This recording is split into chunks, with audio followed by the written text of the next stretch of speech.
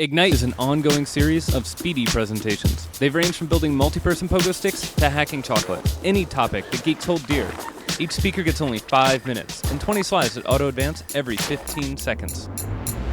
The talk you're about to hear was recorded live at one of the featured Ignite events around the world.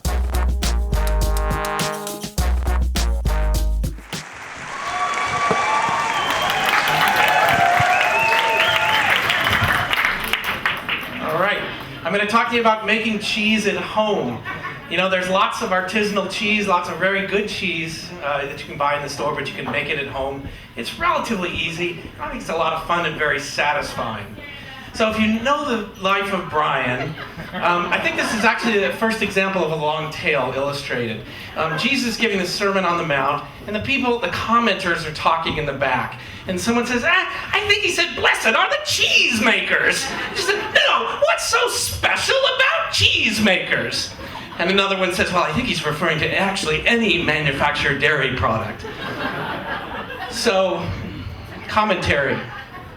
A long tradition which still plays out today. This is black and white. I want to talk, cheese is living history, it's living science. Big History is son of David Christian, a series of lectures combining history and science. And one point he made, we first domesticated animals to have a steady supply of meat. But then something, Andrew Sheridan, an archaeologist, said a secondary products revolution, we began to keep those animals around because they produced useful things like eggs or milk. And that was about 4th millennium BCE that things like cheese began to come around. And of course we kept goats, and we kept sheep because they also produce wool and also produce little lambs. And it's actually in the stomach of the lamb that we get the coagulant for cheese. Today we use a lot of vegetarian rennet, so you don't have to get there. But this bottom 4th stomach, is where rennet comes from.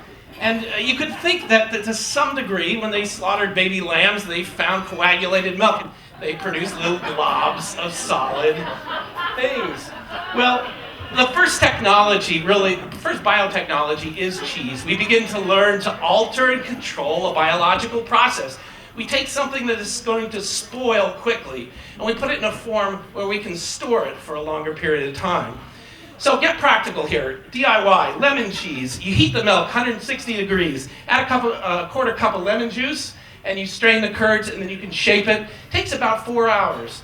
And not a very good light here, but this is basil added into it. It's a fairly mild, not very tasty cheese, but it's good. If you've ever had sag paneer, it's made the same way, only cut into cubes. So cheese, though, really is a matter of growing bacteria and controlling it through the heat we apply to it. And what's kind of interesting, if you think the sources of bacteria are the milk itself, and then things that are added initially in the environment itself. So France has many distinctive kinds of cheese, partially because of the different bacteria that grows in different distinct areas. A very nice cheese you can make at home, make it in about 48 hours, is chèvre, a fresh goat cheese. You warm the milk to 86 degrees. You add the starter and rennet. And then after about 12 hours, you have the curd separated from the whey. And I have 4 molds there. It's about 2 quarts of goat milk that I just got at Fiesta. And then I'm going to ladle it into the molds and let the molds sit out about, you can see this. It has kind of the texture of yogurt. And is very soft and runny. And when I put it into the mold, it usually fills the mold, and then it runs. The whey runs away and dries. In about 24 hours, it's down to its regular shape.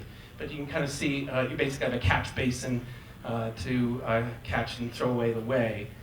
And then finally, we take that out of the mold and we air dry it. We add a little salt, and we can add herbs on top, any kind of flavorings.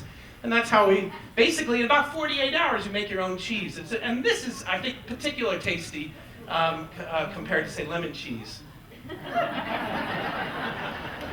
So another kind of cheese which I think adds the element of time into it is Camembert. You're also adding 2 different bacteria to it that produce the white casing and kind of a softer, creamy inside to it.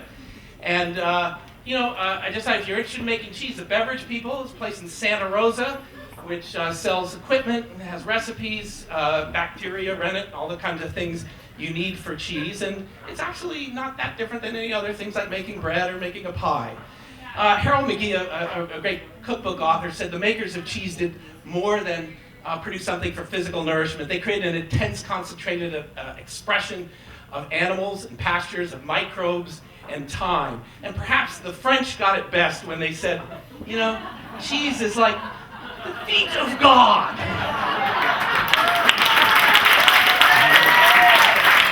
So, at the break, you can try my 4 little feet.